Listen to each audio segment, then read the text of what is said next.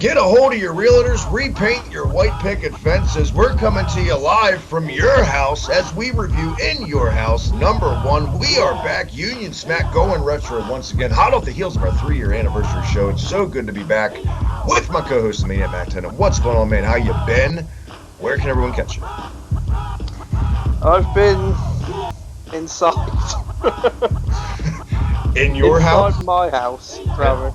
Yes, in my house for the last 3 months. You can catch me on Twitter at The Perfect Tenant. You can log on to unionsmack.bigcartel.com where you can find a wealth, Travis, a wealth of new merchandise. Our new Union Smack World Tour 2020 shirt, Union Smack Snapback. Try saying that with a mouthful. T-shirts for Muted, for I forgot all your. Do you know what? I forgot all your shows. T-shirts for all Travis's official shows, and the new Hibiki TMD shirt coming soon. And log on to completelynovel.com where you can pick up a copy of my book, The Undertaker: A Trip Down Death Valley. The summer of nostalgia rolls on, celebrating 3 years, and it hit me this week when you saw our, spoiler, we got a new shirt design for the channel coming. I have 8 goddamn podcasts, Matt. 8 podcasts, and I just reviewed #9 with my buddy Crooked on his Twitch channel the other day. What's number 10 going to be? Who knows? You know it's going to hit 10. It's got to. It's coming. It is, yeah. By the end of August, you'll have like at least 11 going.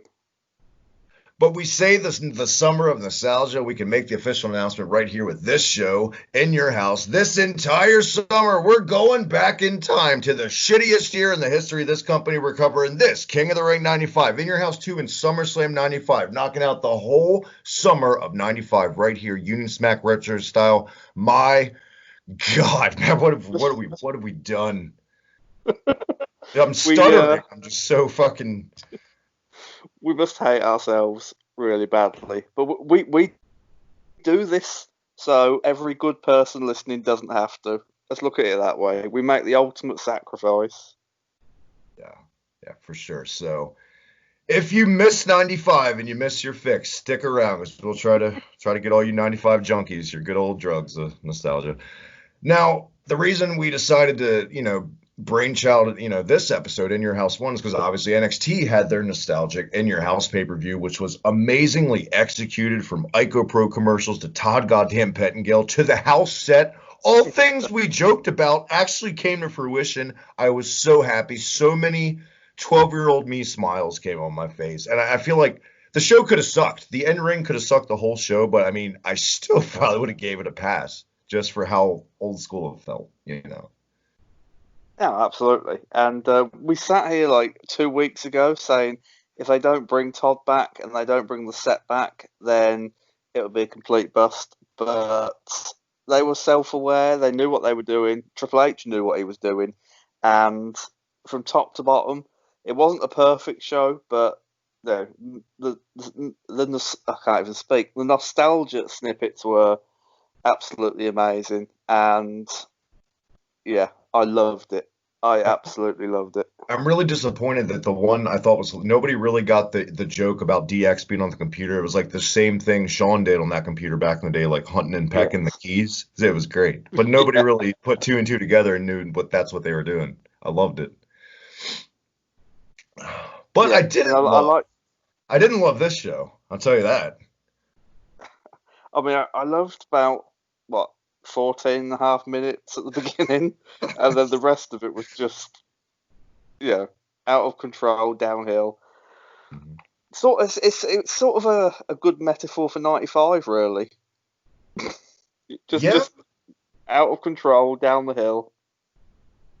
I mean, even out the gate in 95, I think the Royal Rumble 1995 is one of the worst, if not the worst, Royal Rumble they've ever done. For one, it was every entrant was like 1 minute now, so it was way too fast. It was like a 30-minute Rumble. The entrants were fucking pathetic. Like 2 guys literally had a chance of winning it, and they were the 2 guys that started. Go figure. Yeah, and then this is the Rumble 95. No, it's not the Rumble 95. This is there's so much potential within your house as well. It's like this is the first time WWE really took the monthly pay-per-view gimmick and ran with it. And I think, I can't be sure, But didn't they charge like a snippet of the pay-per-view price for In Your House because it was only an hour and 40 minutes? Over here, it was $14.95 for the first couple ones. Eventually, it would transition to like $20, and then they would turn them into 3-hour shows, and then go to standard rates again. But you're right. This was when WWE was putting their toes in the water with monthly pay-per-views, simply because WCW did it first a year before in '94 with Slamborees and all that shit. It was just business, the most cutthroat time, and two companies going head to head. What retrospect, I don't think it was a bad idea to go every month, but it wasn't the best idea because obviously you guys are overexposed and you're getting a lot of throwaway shows like this. But it's kind of they had no choice because as internet was evolving, people's attention spans and patience were evolving. People weren't about waiting 4 months for the next pay-per-view anymore for all these subpar Raws in between. I don't think people were going to tolerate that style anymore, quite frankly. No, they wouldn't. And you're right, it was a good idea to go monthly, but maybe it wasn't such a good idea to go monthly in '95. You were already stretching your product thin with 4 pay-per-views, with men like Mabel on top and, a decline in Diesel and Sid in the main event, etc. So maybe, every month in '95 was a mistake.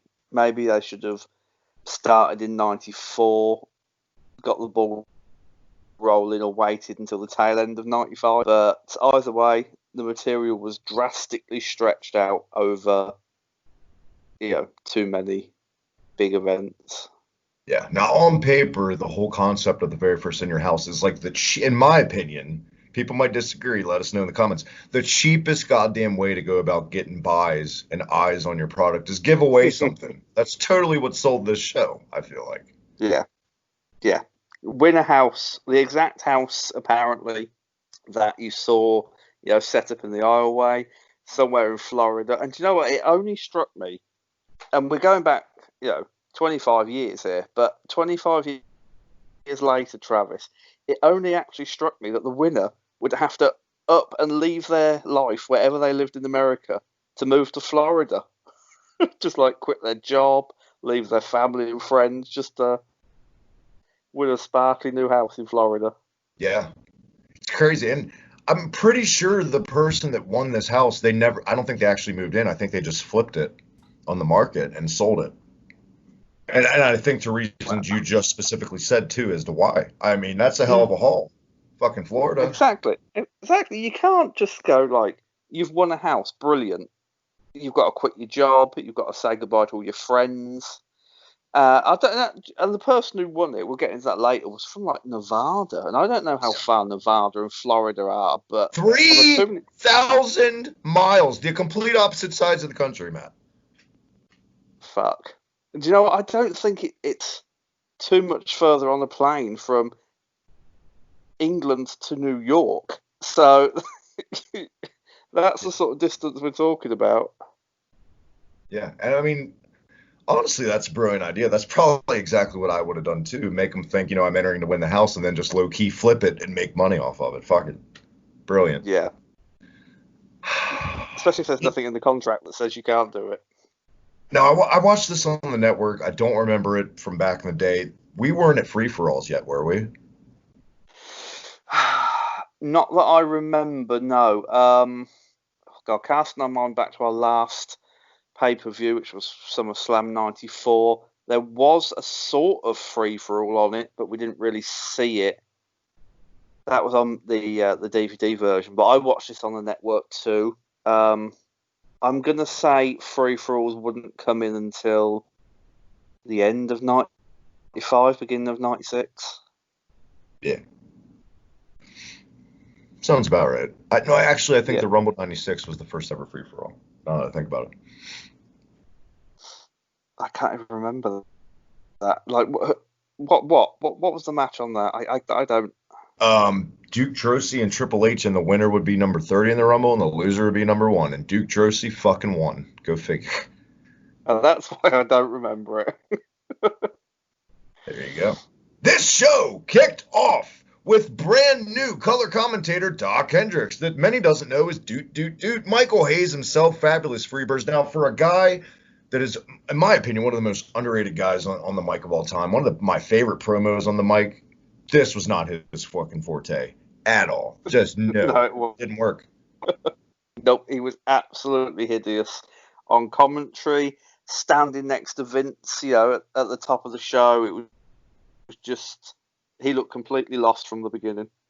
I feel like there were points in time you could literally pinpoint where he was annoying Vince too, because he was too turned up to 11. And I feel like, they would mute each other and Vince would be like, tone it down a little bit, pal. Shut the fuck up. He was like a really shit Mauro Ranallo.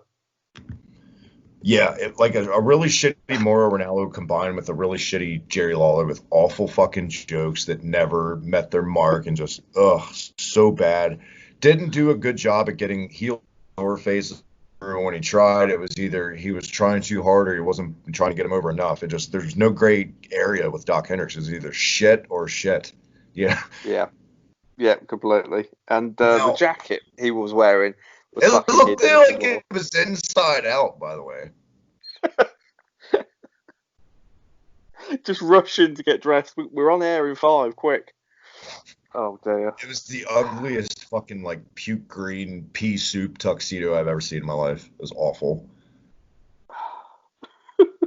It's crazy because his gimmick is supposed to be like this trend-setting fashion guy, this hip Doc Hendricks guy. Nope.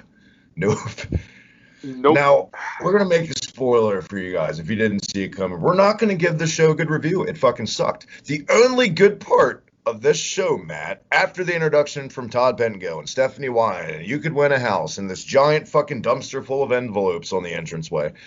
This show kicked off with Bret Hart versus Hakushi, and maybe the best match of '95, Travis. I'll be honest, I don't have fond memories of '95 from beginning to end. Maybe, if not the best match, it's got to be one of the top 3 best matches of '95, WWF wise. I totally agree. I think the other two I'd put in there was Brett and Diesel at Survivor Series, which is Kevin Nash's best match, and that ladder match at SummerSlam, Razor and Shawn. Those are your 3. Yes, yeah. Actually, I take that back. Bulldog and Brett at December's in Your House was better than fucking Diesel and Brett, hands down. Oh, that is true. I loved that match. And coincidentally, better than their SummerSlam 92 match. Bloodbath, which was actually from Hershey, Pennsylvania, which is like 45 minutes from me. So I could have gone to that back in the day. I guess my parents didn't like me. No, but I feel like, is this Bret Hart's most underrated, overlooked gem of a match he ever had? Yeah, and it was, but don't get us wrong. This wasn't perfect. This wasn't I don't think it was a 5-star match. There were some timing issues at the beginning. Yeah. But Bret covered them mostly well. But it got, after the first 2 or 3 minutes, it got into a groove where you could feel that Bret Hart and Hakushi they were just gelling. There was no work necessary. Bret fell into Hakushi's style, Hakushi fell into Bret's style, and it was just a nice all coming together. I really love the spot that reminded me of Bret and Dynamite from Stampede, that suplex, and they both spilled the outside. It's one of the most dangerous spots in wrestling, but when it's done right, it's one of the most amazing spots, and they nailed it to a T in this. And you're right, it was a little sloppy at first. But you know what? I think some of the miscommunications in this match, especially on Hakushi's part, who's still one of the smoothest goddamn performers I've ever seen to this day, Hakushi. It's what's sorely missing in fucking like AEW and certain promotions nowadays. When it's too smooth, it looks too choreographed and it looks fucking phony. Now, when it's like this, there's more realism behind that. You know what I mean? Because in a real fucking street fight, you're not out there being Tyson Holyfield. You're just swinging anything and it's ugly and whatever connects. That's true, yeah. And Hakushi, I'm not sure whether they had many men like him in WWE before. Like 1, 2, 3 Kid, yes. But apart from that, it's like, who was doing springboard moonsaults, to the outside of the fucking ring in '94 and '93? I don't recall anyone doing that. I think it's fair to say this was this company's answer to having their Great Muta. Just a much more dumbed down, like not booked as serious Great Muta, but in ring, totally their Great Muta. And can you imagine if they'd have booked Hakushi more seriously and as a legitimate threat? Like he should have been a lot bigger than he was. Oh, I totally agree. By the end of this year, he was a babyface for no reason, and his buddy was Barry Horowitz, if you remember. God. How did that happen? Dear God. Now, of course, in '95 in WWF and even WWE now, you can't just have a good wrestling match for the sake of having it. Of course, there was a story behind it. It was Mother's Day, and Bret's feuding with Jerry Lawler at the time, and Bret dedicated this match to his mother, Helen Hart, and blah, blah, blah. Now, this really wouldn't come to fruition because Bret was pulling double duty on this show. He's going to wrestle. Was it if he beat Hakushi, he would get Lawler on, or he got Lawler either way if he win or lost? Oh, no, he got Lawler either way. He was just settling the score with Hakushi. And can I just point out, we're going to use the word wrestled Jerry Lawler in inverted commas for this. Yeah. Now, Bret got the win. Like I said, I had no problem with the win. Maybe Hakushi could have used the rub here, I feel like. I don't feel like it would have hurt Bret. Bret was already a made man in 95. Exactly. It wouldn't have hurt Bret. It'd have had the same impact as Owen beating Bret at WrestleMania. Bret was going to go on. I mean, 2 losses in one night might have been too much. But then again, like you say, he was a made man in 95. But, that would have pushed Hakushi right up the ladder. However, I don't think the end of this match hurt him. He didn't tap out. He wasn't pinned in the middle of the ring. Bret won with a victory roll. Yeah. And so it sort of made it feel like Bret got lucky. He squeaked out a bit. And if only they'd have capitalized. Yeah. Yeah. Now, the story to this was post-match when Bret was exiting the ring, just, casually, and it looked like he tweaked his knee. Now, credit to Bret Hart, you couldn't tell at the time if it was a work or a shoot. The second I saw the commentators, I watched this as a kid live on pay-per-view, and even then I was like 11 years old. You kind of knew even then, Matt, when we were kids, if the commentators mentioned it, it was part of the goddamn show. So as much as they kept driving home, you knew it was like Bret playing possum to do mind games with Lawler, which they would do later on. And I liked it. I didn't have a problem with it. Just maybe not make it so goddamn obvious, because to this day, Vince McMahon is the most predictable fucking announcer I had ever heard. 1, 2, we got no. 1, 2, we got. Shut up. Jesus Christ. He's so hokey. The hokiest commentator, fair to say, of all time is Vince McMahon. Agreed. And didn't he not go over the top on this when Bret jumped out the ring? It's like, I thought he was going to shit his pants just theorising over Bret's leg, and it's like, you spent so much time on it now that we know it's a work. It goes back, and it's crazy because this happened in the same year in the fall of 95. It goes back to that Shawn Michaels documentary that came out like over 10 years ago on the DVD. He talked about where he, quote, passed out in that match with Owen. He took the enziguri, and you know what I mean? Yeah. Shawn, Vince told Shawn, like, they wanted to mention him, and Shawn, like, cut the legs off. I was like, no, don't say a fucking word. Dead silence, because then people don't know. And Shawn was so right, because that came off way more Bret tweaking his knee, just for that little nuance of Vince being silent.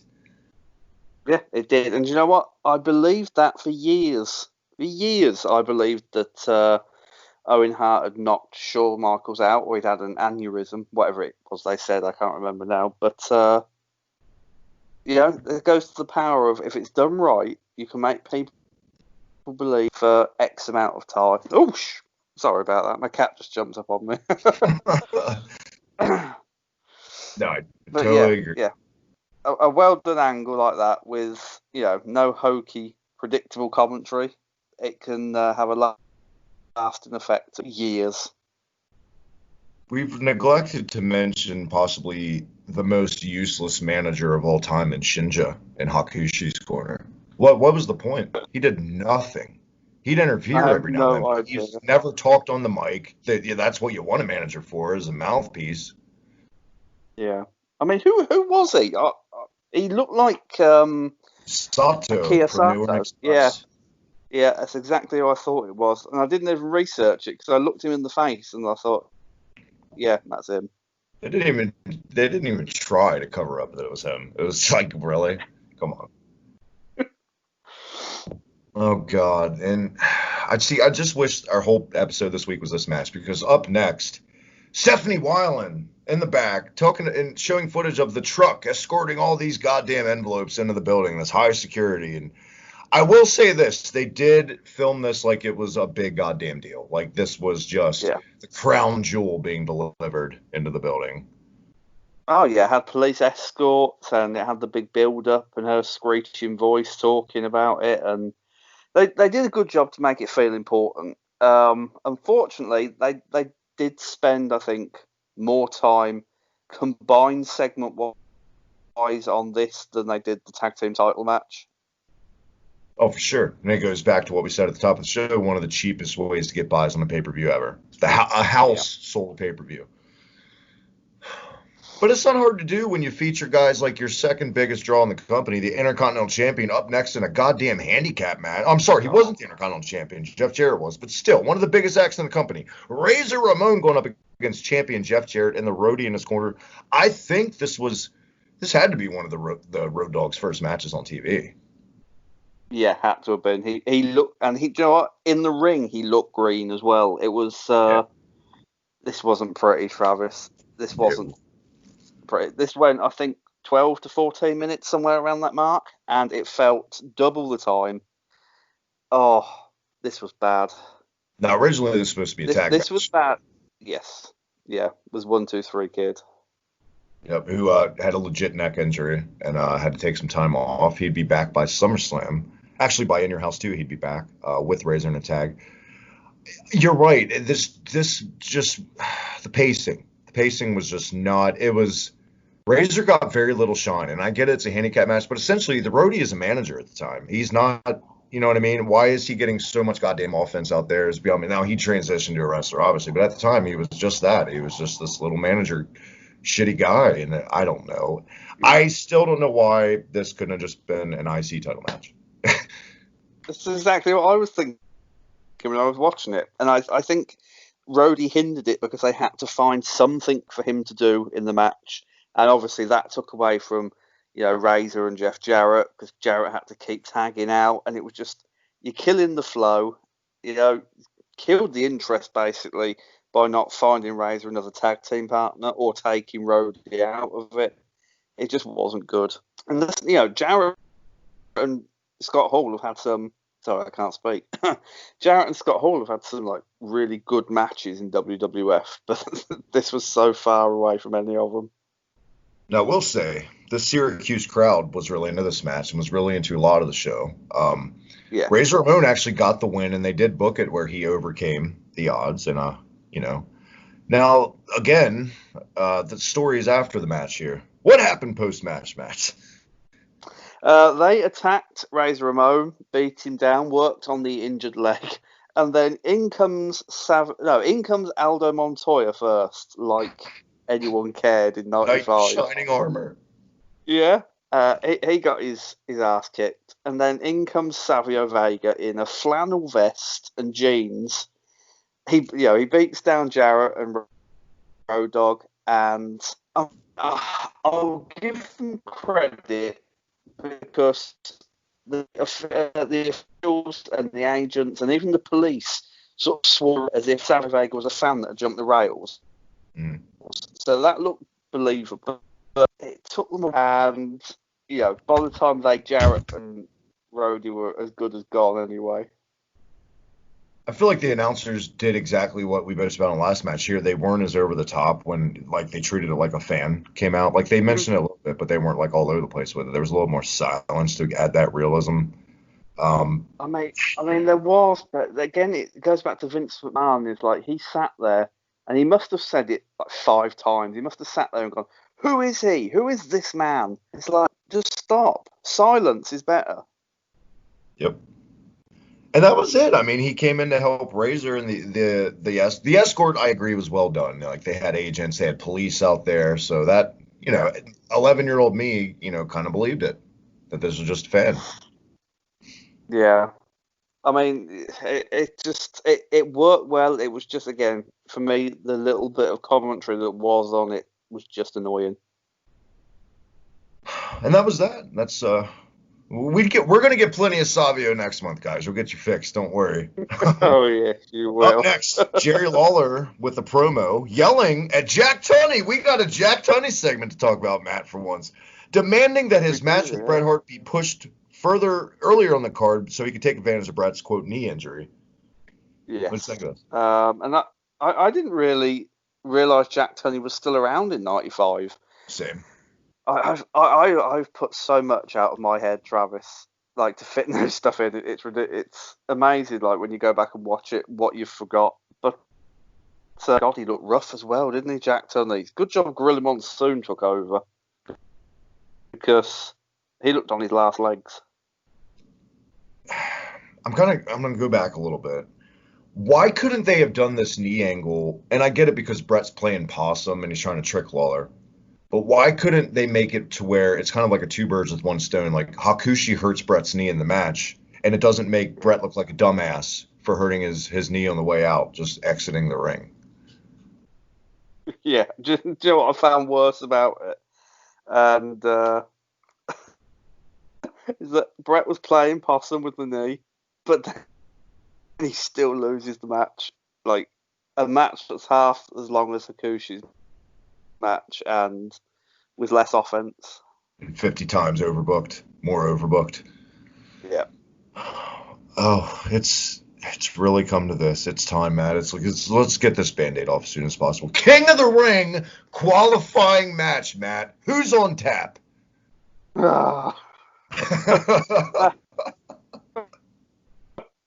Yeah. Mabel versus Adam Bomb. And the only thing I've written down for this is they actually put it on pay-per-view. Oh, God.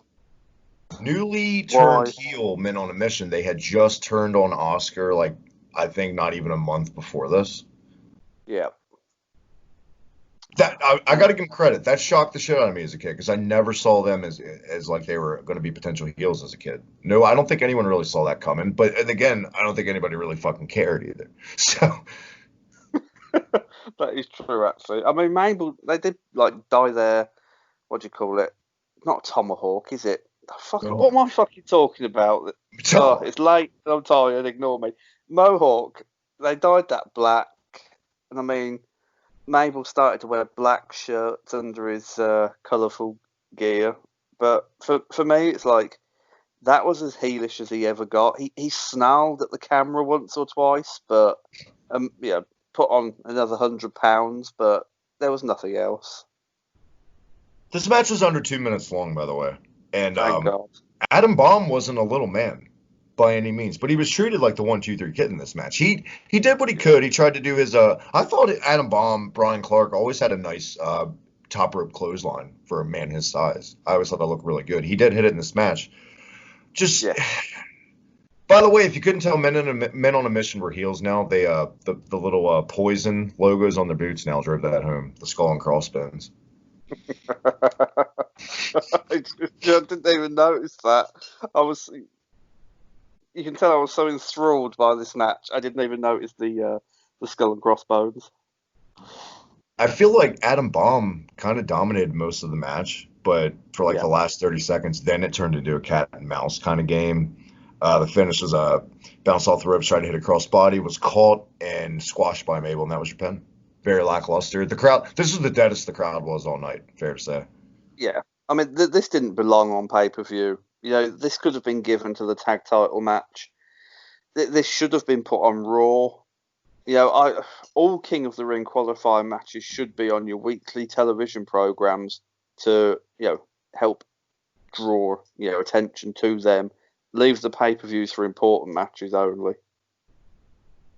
Now, I'm going to mention someone who's not on this card, but was possibly the second biggest star in the company. The Undertaker was nowhere to be found on this, In Your House 2, In Your House 3. I don't think he finally wrestled on In Your House 4 till like December. Now, I know he was injured by Mabel and he had his eye sockets crushed and the Phantom of the Opera mask came back Survivor Series, but I don't think they would have had plans to put him on In Your House anyway. They were still trying to make the Undertaker character feel special by kind of like what they're doing with the Fiend now, by sporadically having him so you don't get burnt out on him.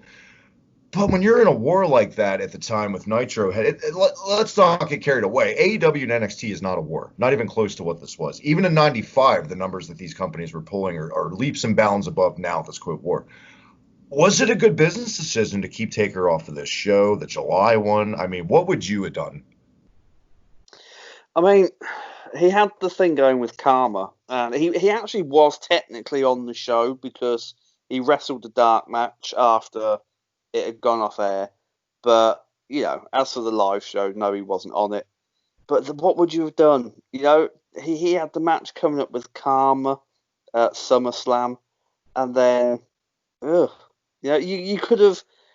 I suppose you could have put him against, I don't know, Tatanka, you know, because he had the whole feud going with the $1 Million Corporation still that went on far, far too long. You can read more about that in my book, cheap plug. But I think it was the right call. Yeah, there was too much on this card anyway. You know, with the whole house giving away and the King of the Ring shit and 2 Brett matches and a tag team title match. You didn't have enough time for them. So I think to put Undertaker on a card like this and then have to rush him through it because you're clearly running out of time, it just would look shit. I'm kind of with you. I feel like if you're gonna put Taker out there, then fucking put Taker out there. Don't give us a half-ass Taker match. You know. Exactly, and you know we know, you know, WWE's booking in '95 and it wasn't great, so we'd have probably ended up getting Taker versus Karma on this, Taker versus Karma at King of the Ring, Taker versus Karma at In Your House 2, and then Taker versus Karma the blow off at SummerSlam. My God. Well, what's done is done. We cannot change time. They didn't go with Taker on the show, but we still got 2 Brett matches, be that good or bad, considering the quality of the match with Lawler. Backstage, and God, I missed the Superstar Hotline segments backstage, and Stan Lane on a little telephone in a tuxedo. Todd Pettengill with I totally forgot that Todd had this feathered goddamn mullet. It was so bad. Such a bad mullet. Anyway, it's silly, but now we're finally, who was this guy that came out to help Razor Ramon? Todd's going to interview, and I say interview loosely, Razor Ramon and Savio Vega, asking Razor, who the hell is this guy? And Razor says, flat out, it's his buddy, this Caribbean sensation, Savio Vega, you know, Caribbean superstar, blah, blah, blah. Now, when you debut a new guy, that's great that, you know, Razor describes him, but you kind of want the new guy to describe himself a little bit. So after Razor's done talking, as any interviewer would do, Todd goes to interview Savio, and Savio might have got 6 words in before Todd cuts him off and says, "Oh, the tag title match coming up now. Let's go to ringside." What just happened? Yeah. Was it me? Did you notice it was. I did notice that. It was like, and I don't know whether Savio was putting on the fact that he couldn't speak much English, or whether he actually couldn't and he learnt it in a remarkable amount of time.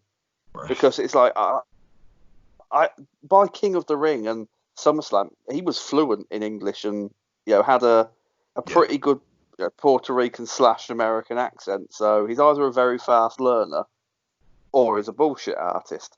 But I don't know. I think from this point onward, it was evident that they were running short of time.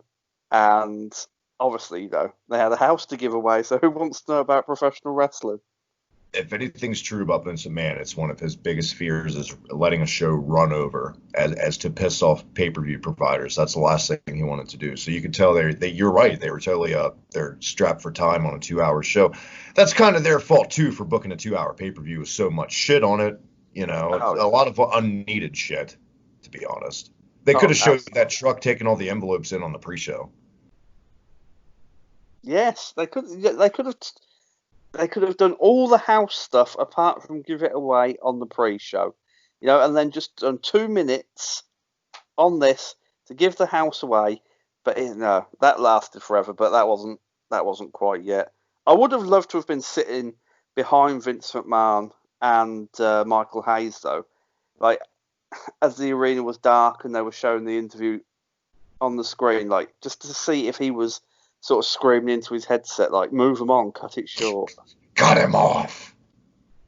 Yeah. Tag team title match. Champions Yokozuna and Owen Hart going up against former champs, the rematch from WrestleMania the month before. The Smoking Guns, Matt. What did you think? Yeah. Rushed. Badly. Horribly rushed. With a very poor ending. Yeah. Do you know what? Owen deserved more better. Again, just English isn't my language tonight. Owen deserves so much better than Yokozuna at this point, and you know, wasn't Yokozuna now clocking in at around 600 pounds? Yeah, 640, I think. 640, and all he could do now, and this wasn't the Yokozuna of a year before. No. All he could really do now was leg drop, punch, maybe a belly to belly. If we're That lucky. was it. Yeah. It's sad. And It's really sad to see the digression of his weight problems and just like you just said when he was big Kikina, on like before WWF and how goddamn agile he was. It just so sad. It is. It's the decline of Yokozuna is. He should have just gone. Do you know what? After '94, hit my peak. I'm done. I'm going to go away. I'm going to lose weight. Going to look after myself, and then, when I've lost 400 pounds and got myself into good shape, then maybe I'll come back and see if there's a spot for me somewhere in the company. By the way, this match, tag team title match on pay-per-view, only went like 6 minutes. Yeah, it was horribly rushed, and it goes back to what I was saying about the interviews. Like, you could tell that something had gone over.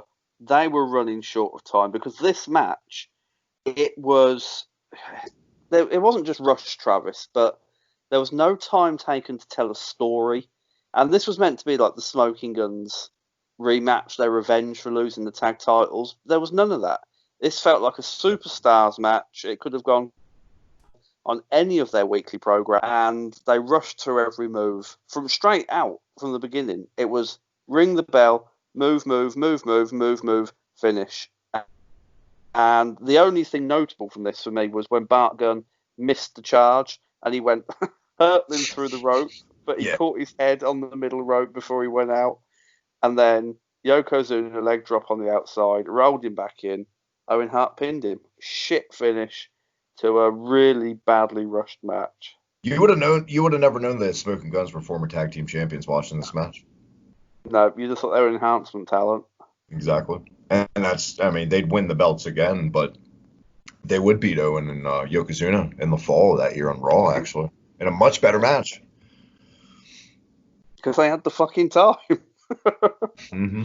Now, this first In Your House 2, it's fair to say this was their guinea pig tester. They'd never done a 2-hour pay-per-view before. I feel like by In Your House 2, they had it mapped out much fucking better. They even had a musical performance by Jeff Jarrett. There was an opening tag with like Men on a Mission against Razor and 1-2-3 Kid. It got a good amount of time. Like I said, Jeff Jarrett and HBK got really good amount of time. Nothing really felt rushed on In Your Houses after this, quite like this one. Ever. No, I think they learnt their lesson here. This was, like you said, very much the guinea pig, where Vince, floated things to see what would sail and what didn't. I think, he got a good idea of like, this should come off, this should come off. We should limit 2 hours to, 4, maybe 5 matches, and the more important stories rather than fucking King of the Ring qualifying matches. Agree. Backstage, Todd Mullet Pettengill called up with WWF champion Big Daddy Cool Diesel. Yeah. They tried to drive home the fact we were trying to get sympathy on Diesel. He mentioned his mother had just passed away that Christmas, which isn't a joking manner. But then it all shit the bed as soon as he brought up the recent attack at the hands of Henry Godwin. And talking about his renewed friendship with Shawn Michaels after the infamous clip on Raw after WrestleMania, Sid attacking him and it turned Shawn babyface. But Henry Godwin, I'm still on that. I forgot Henry Godwin turned heel for a night because it's like In Your House 3, which I watched recently. I think I said of babyface Henry Godwin fought Sid on that card, and yes, it was as hideous as it sounded, but I totally forgot that he turned heel for one night. So bad, and yeah, it was ridiculously bad. Of course, we got clips here of that attack from Sid on Raw. We've never talked about, thank God, WrestleMania 11. Really, what did you think of that? I really liked the post-match Raw, that attack with Shawn. I thought it was super well done with Sid. Yes. Just, what I'm guessing you're agreeing.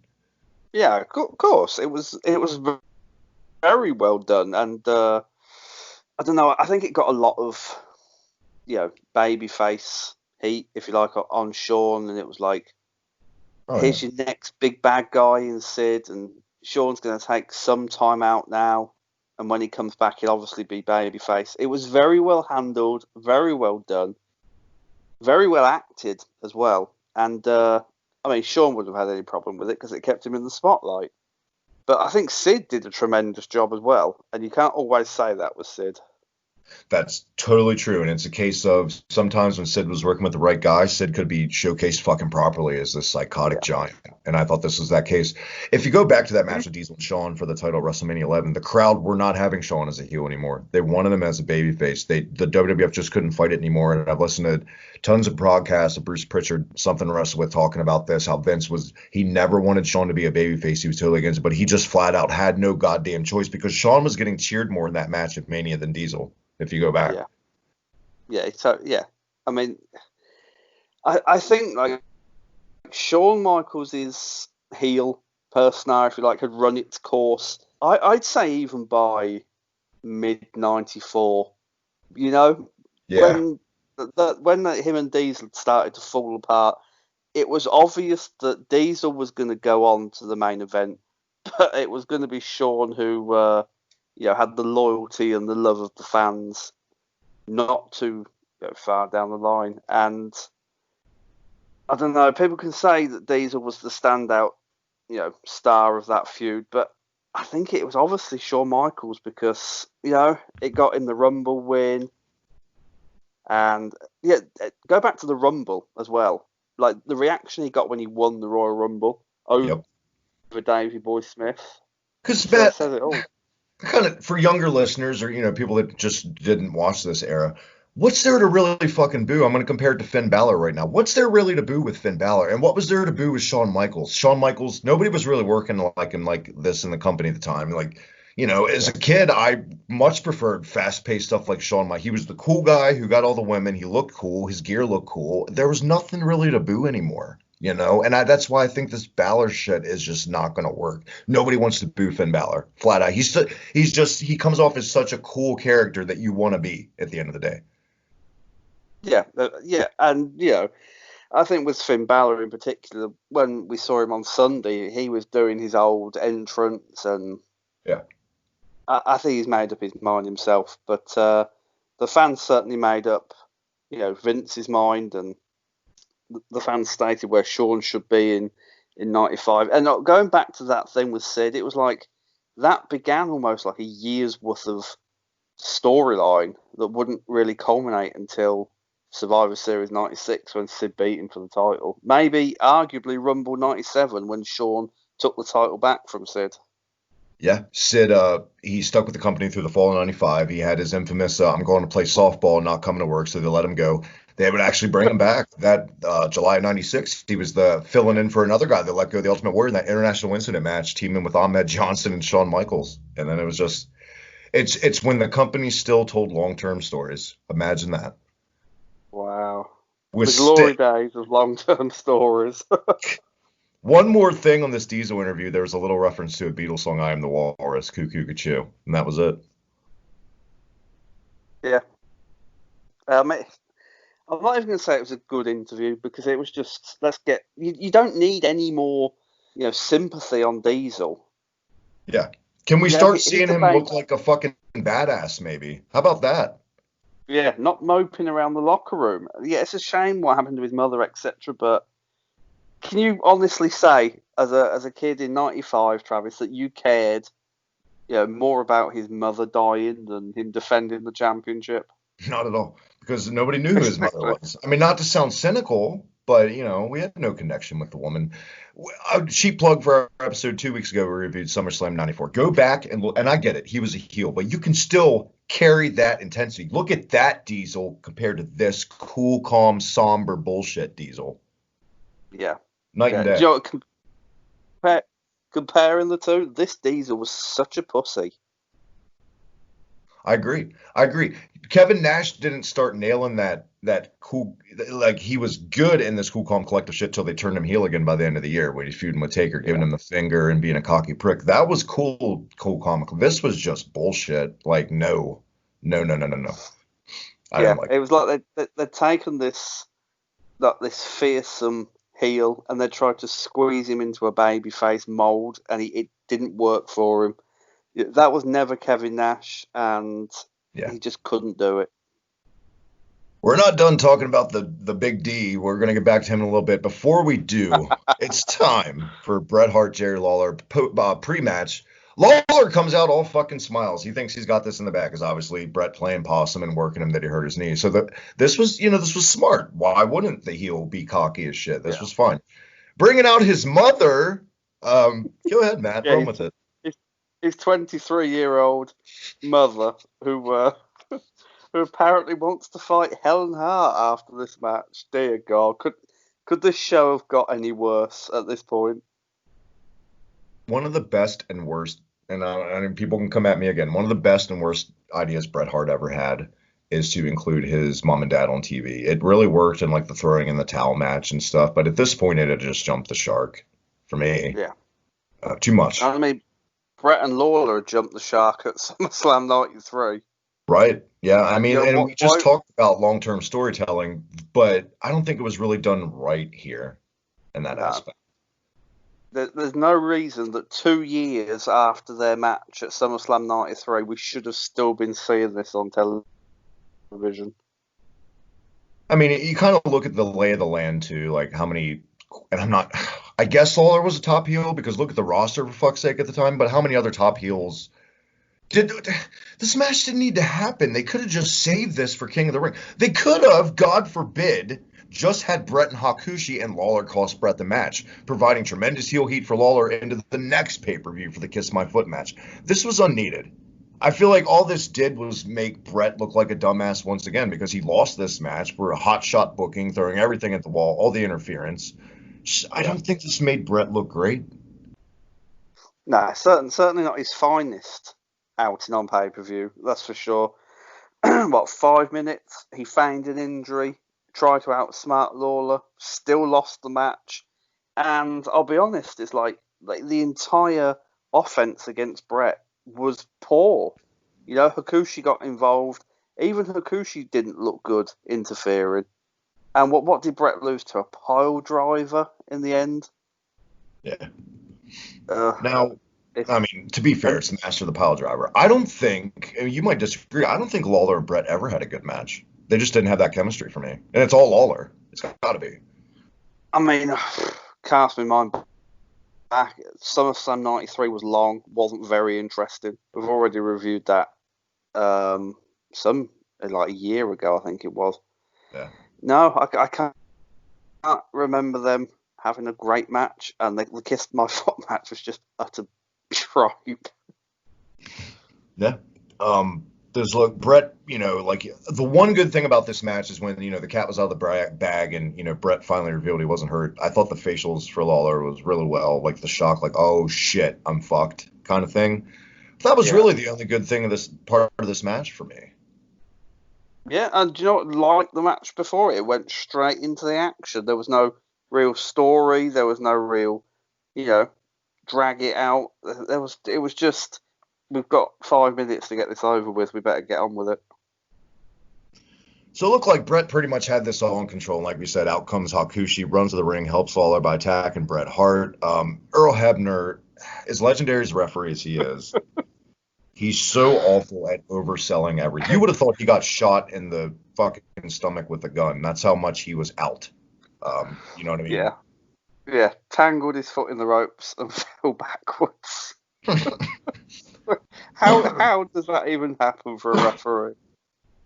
How does that happen? I know Andre did that arm spot a lot. I hate that spot. Even as a kid, you could see, all you got to do is just twist your arm and you can fucking get out of it.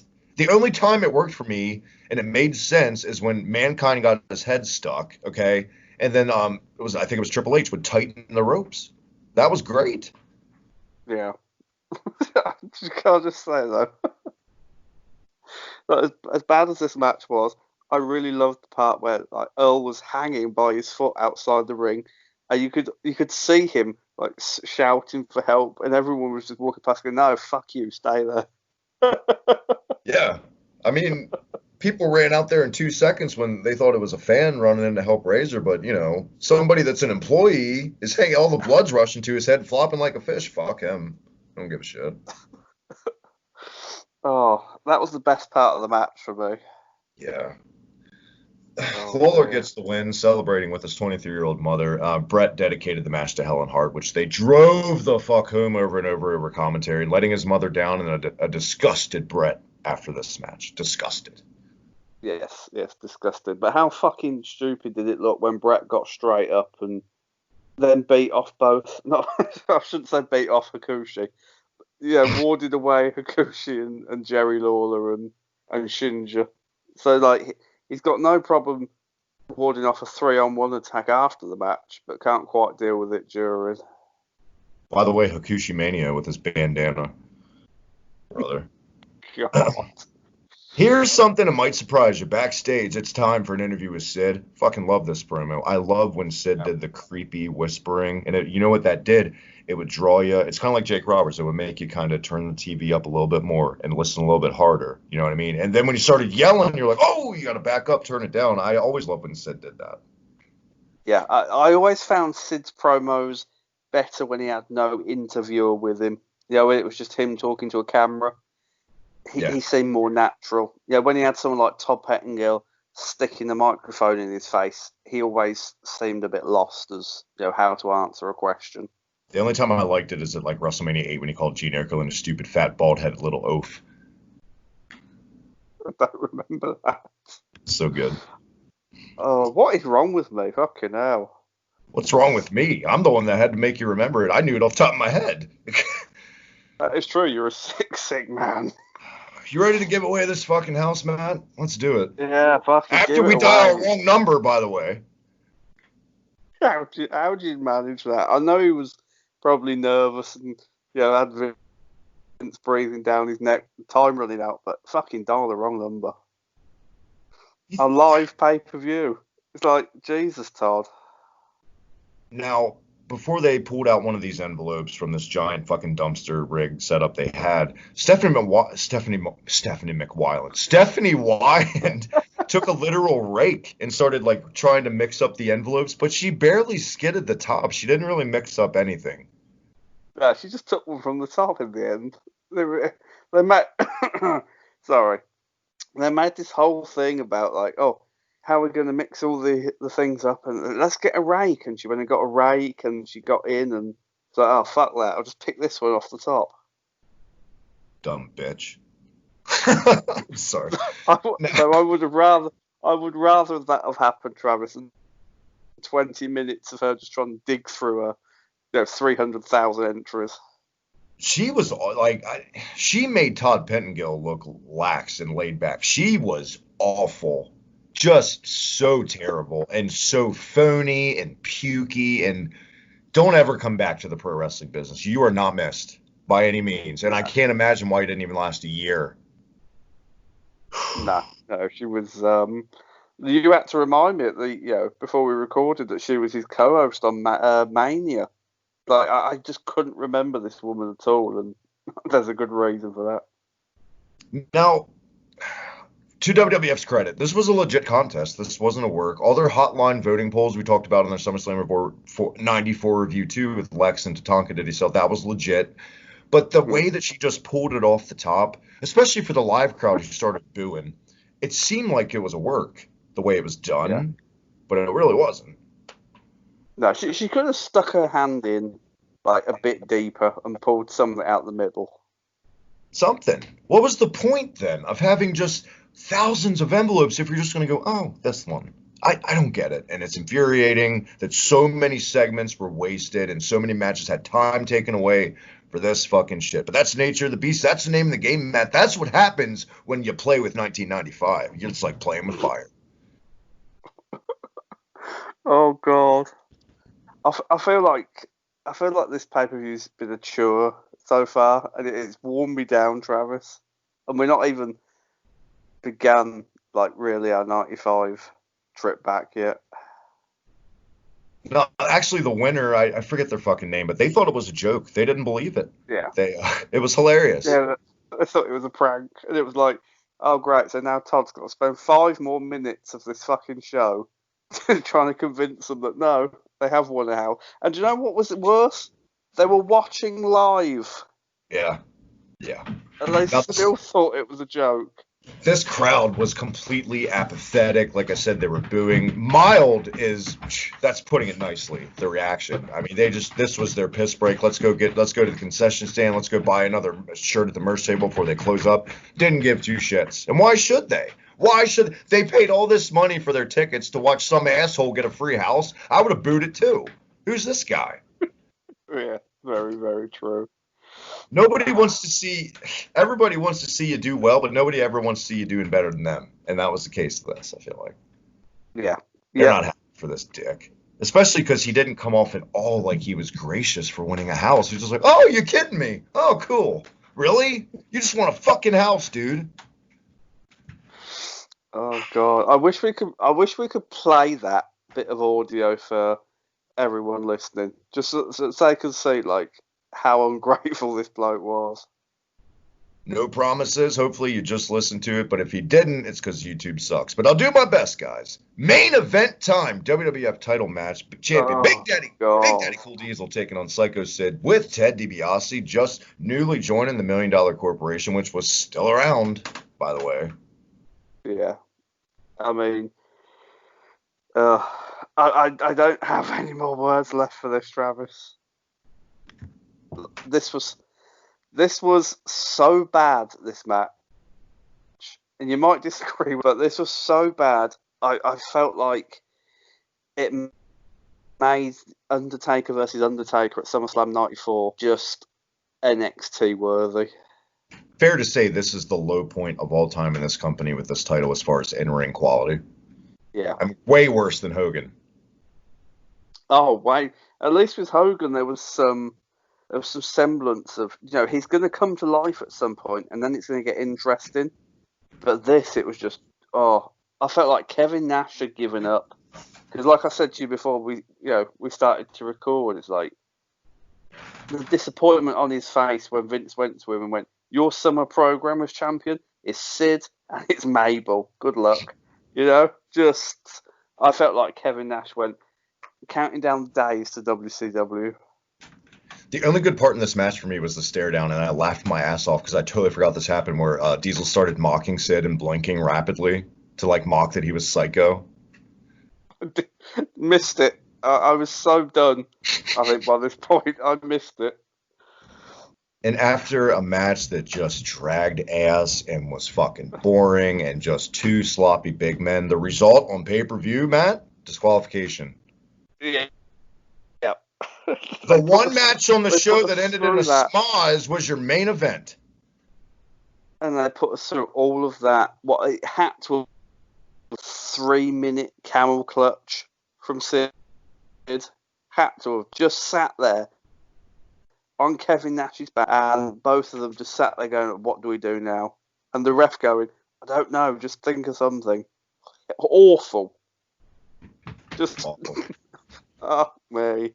Now, everybody's seen the interviews and stuff. Now, Diesel is the lowest drawing champion in the history of this company. He just shit the bed as champion. I think the thing is, even with the worst guy, besides Diesel, there was always layers to guys. Diesel had no layers to his character. That's why, we were just talking about Hogan, comparing it to in-ring with Hogan.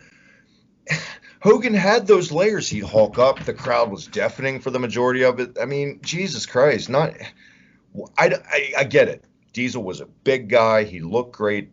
But Vince has been watching pro wrestling since, 50s, 60s. You know what I mean? He knows what makes a top guy, and I just don't get it to this day.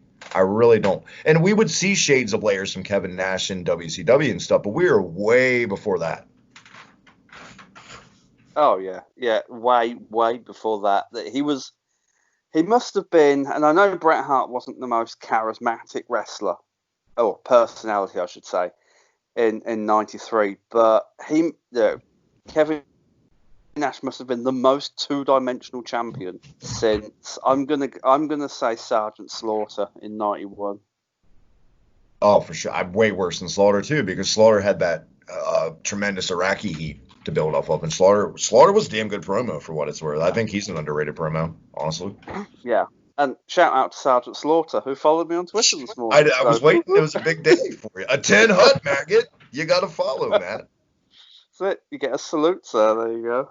He is honestly one of the best wrestlers on Twitter with interacting with his fans. He really is. Yeah. It's weird, though, because I've never, ever sent out a tweet about Sergeant Slaughter and just popped up this morning, so that's the plus. Maybe he's a listener. Maybe he's a fan of us. Would that not be amazing? If he was listening to this right now and just enjoying it, it's like, Sarge, contact us on Twitter if you do. I would have rather than bring back Slaughter in 95 and put the title on him again in the Iraqi sympathizer gimmick than Diesel as champion looking back. Yeah. Two-dimensional, boring, dull. And really, if we're being honest, after he'd lost Shawn Michaels and the story surrounding his babyface turn, he was done as a character. I agree. He was totally outclassed, outshined by Brett and Shawn. I mean, he didn't stand a chance with those two guys. And Taker, let's not forget Taker. The most over guy in the whole company, more than Brett, Shawn, any of them, was Undertaker. Let's not kid ourselves. Oh, yeah. Nobody got a bigger reaction than Taker. No. And, Taker wasn't even on this card, and he was more entertaining than this main event. Now, the post-match to this with Bam Bam, Tatanka and the Million Dollar Corporation come down to help beat down Diesel with Sid and saved by Bam Bam Bigelow, newly turned face, kicked out of the corporation. Just goes to show again how fucking goddamn awful the main event scene was. Tatanka, main event of the pay-per-view for the next month, the first and last time ever. Yeah. Good God almighty. You couldn't have maybe just Taker instead of Bam Bam run out to help? The crowd would have lost their fucking minds. We could have got Diesel and Taker as a team at King of the Ring. Why not? We could have. Yeah, I can't remember when Shawn came back, but could you not have brought him back a bit earlier? Ugh. And with that, that's In Your House 1, man. Yeah, well, I mean, we did get 3 dark matches afterwards. Undertaker beat Karma, Bam Bam Bigelow beat Tatanka, Bulldog and Owen fought to a draw in another King of the Ring qualifying match, but luckily we didn't see any of them. What do you grade, dare I ask, Dean Tennant In Your House 1? This may be the lowest I've ever given anything, guys, before we do this. I'm just going to let you know. I mean, I don't want to be a dick about it because obviously Bret Hart and Hakushi stands up 25 years later. But one match does not make a pay-per-view. So I'm going to have to give this an F. Right there with you. This gets a big old F from me, too. Not even Bret and Hakushi, that 14 minutes of wrestling gold, could save this atrocity of a shittily booked for time. The interviews sucked backstage. They were rushed. Todd Pettengill cut off Savio Vega when you're trying to introduce a new fucking character. Your WWF champion is relaxing, talking about the fucking Beatles. Sid cut a nice little promo, but no, Owen Hart got no, and that's so criminal to give Owen Hart 5 minutes in any match, be it on Superstars, Raw, or pay-per-view. It doesn't matter. One of the worst pay-per-views I've ever seen to this day is In Your House 1. Flat out. And we've got King of the Ring 95 coming next. Is it possible to go below F? Because I think we're heading there next. Oh, I think so. I think we already know our grade for SummerSlam, but let's see if it holds up or fares any better, should I say, on a rewatch all these years later.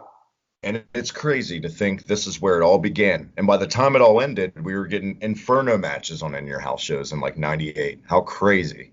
How crazy the evolution of the show. Yeah, well, I think 95 was the worst year, and Vince didn't want a repeat of that. For me, it goes 95, probably like 2010 with the Nexus shit, and probably like 2016, the 3 worst years so far for the company. I mean, I'm not going to disagree. Like 2010 to, 2017, it's just a blur to me. It's just like so much boring shit happened that I've had to tune it out. It was just Super Cena nonstop, man, and that appealed to one demographic, and that was the problem. Yeah, it wasn't ours. But I tell you what, I know what show hasn't evolved into shit over the years and is going strong 3 years later is this show. And until we hit our next show, Matt, till next week, where can everyone catch you, my friend? You can catch me on Twitter at The Perfect Tenant. Log on to unionsmack.bigcartel.com where you can purchase an official shirt from all of your shows, Travis, including the new Union Smack World Tour 2020 shirt and snapback. Do go and support us and pick one up now. And completelynovel.com where you can purchase a copy of my book, The Undertaker, A Trip Down Death Valley. My second book, NXT UK Year 1. I know it's late, very late, but it's so close to completion, like so close, and I can't wait for you all to see what great work Nahul. I know not a lot of you have heard of him, but he's a great artist on Twitter. He's done so much good work for the second book that I'm just so happy with it. Hey man, Rome wasn't built in a day, and it's definitely going to be worth the wait. If the Undertaker book's any indication, I cannot wait. Thank you very much for that. By the way, I look so goddamn handsome on our new t-shirt. Oh, Travis, thank you, home. As always on Twitter at the Hibiki TMD. Hit that little red goddamn button right down below. Subscribe here on YouTube. All the goodness, retro gaming, pro wrestling, heavy metal podcast, Terry Bollea bullshit, a little bit of everything for everyone in between. Until next week, this is Union Smack. The year of 95 is only beginning. See you then.